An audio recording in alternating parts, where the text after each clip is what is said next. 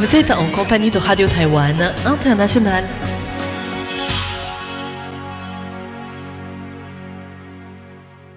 Bonjour à vous, chers auditeurs et auditrices, et bienvenue sur les ondes françaises de Radio Taïwan International. C'est Floriane Day pour vous annoncer le programme de ce vendredi 20 juin. Aujourd'hui, la revue d'actualité vous sera présentée par François-Xavier Boulet. Ensuite, vous retrouverez Lisa Dufaux pour un décryptage au sujet d'une exposition sur la pratique des pieds bandés en Chine, mais aussi à Taïwan. Et puis, pour la première émission thématique, je prendrai la suite avec l'émission Femmes d'ombre, Femmes de lumière.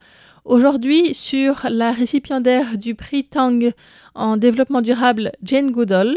Et pour finir, si vous nous écoutez aussi sur Internet, eh bien, Jean-Yves Heurtebise vous présentera sa dernière émission de Géopolitique. Je vous souhaite une excellente écoute et je vous laisse tout de suite en compagnie de François-Xavier Boulet pour l'actualité dont voici les principaux titres. Les Taïwanais se prononceront autour de la question de destitution de 24 députés Kuomintang le 26 juillet prochain. Les groupes civils exhortent le gouvernement à agir et adopter la loi sur les réfugiés. Passage du patrouilleur britannique dans le détroit de Taïwan, Taïwan évoque le libre droit à la navigation.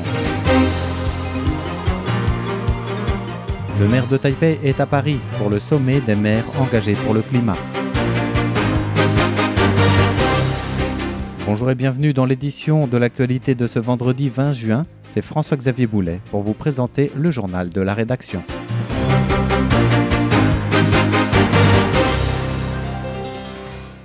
Les Taïwanais invités aux urnes pour se prononcer autour de la destitution de 24 députés du Kuomintang le 26 juillet prochain. En effet, après plusieurs mois de préparation, 24 dossiers de destitution de députés ont passé la deuxième étape. La commission centrale des élections l'a annoncé aujourd'hui, de 24 des 26 dossiers concernés. La commission a précisé que 7 autres dossiers encore en cours doivent être complétés en vue d'une éventuelle validation pour un prochain scrutin. En dehors des dossiers des députés, la Commission centrale des élections a aussi validé le dossier de destitution à l'encontre de la maire de Hsinchu, Cao Rong-an, du Parti du peuple taïwanais et qui est suspendue de son parti depuis sa mise en examen en 2023 et aussi suspendue de son siège de maire depuis qu'elle est condamnée en première instance pour corruption en juillet 2024. Le vote de destitution aura également lieu le 26 juillet prochain. Les groupes civils exhortent le gouvernement à adopter la loi sur les réfugiés.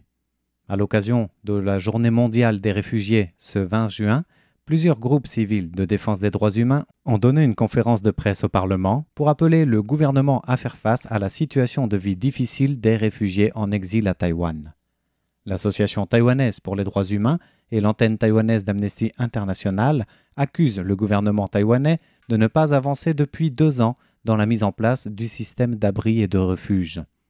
Liao Xin-yi, qui est chercheuse en politique d'immigration pour l'Association taïwanaise pour les droits humains, a indiqué que depuis l'adoption du projet spécial de certificat de résident temporaire étranger en 2023, qui permet normalement aux étrangers d'avoir le droit de travailler, d'étudier et de cotiser au système d'assurance santé universelle, le bureau d'immigration sous l'égide du ministère de l'Intérieur n'a approuvé aucun dossier, ce qu'elle dénonce.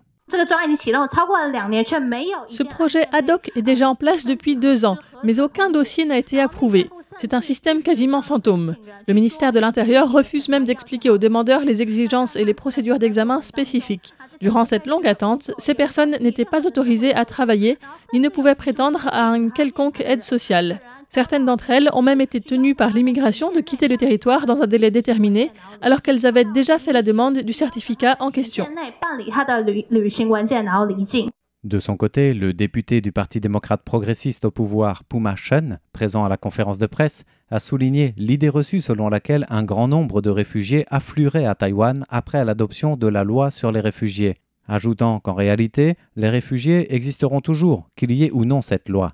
Pour des raisons de sécurité nationale, toutefois, des réglementations sont nécessaires pour encadrer les réfugiés. Taïwan évoque le libre droit à la navigation suite au passage du patrouilleur britannique dans le détroit de Taïwan, critiqué par Pékin. C'est le patrouilleur HMS Spey qui a précisément emprunté le détroit de Taïwan le 18 juin.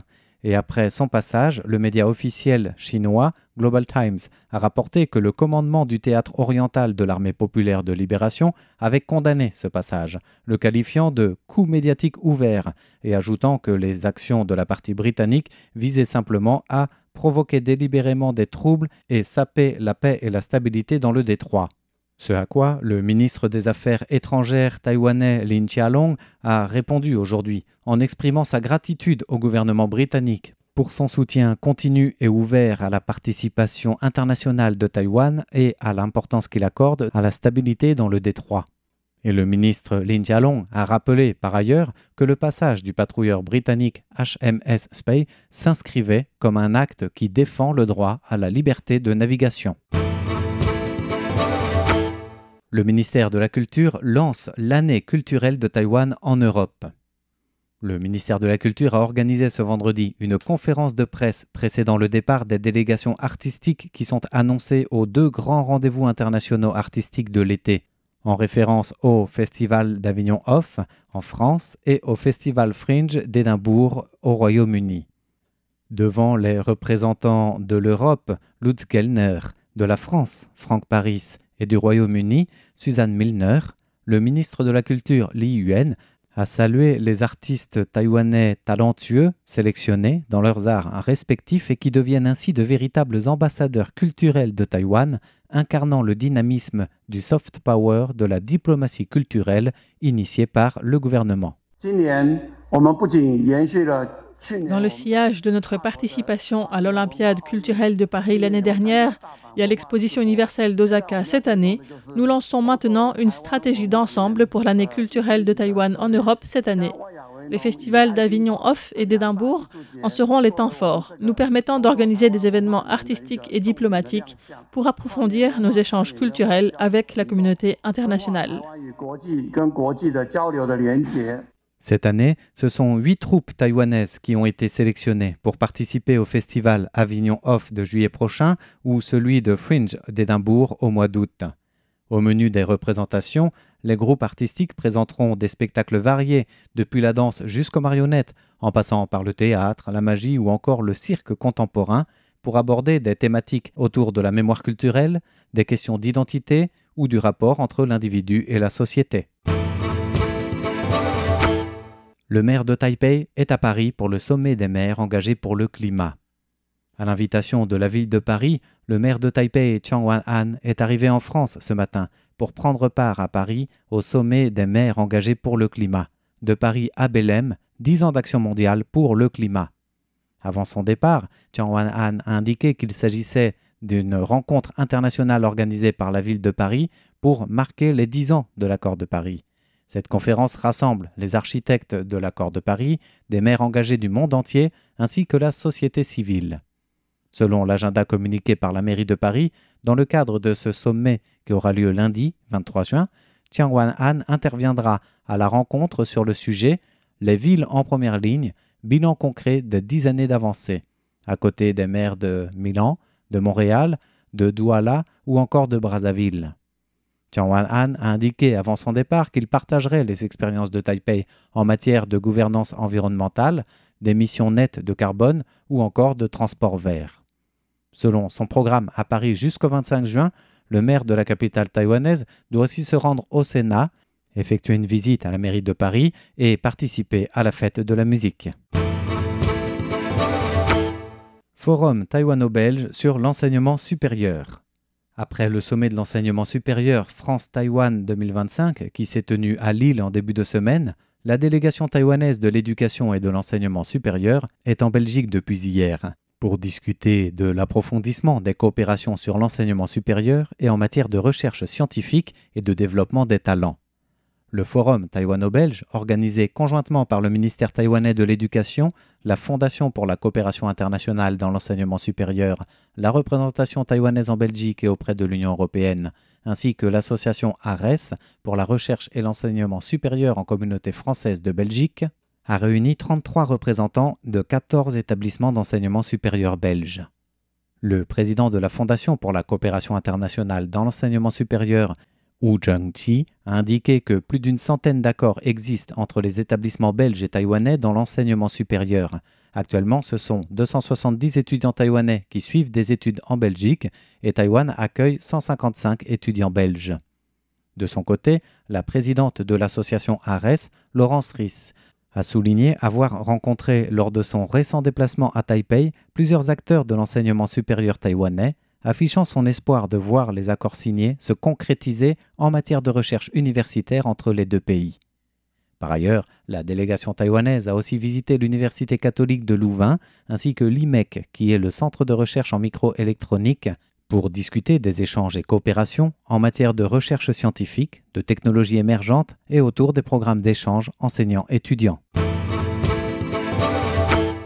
Première mondiale, Taïwan réussit la reproduction artificielle du Dantex tumifrons.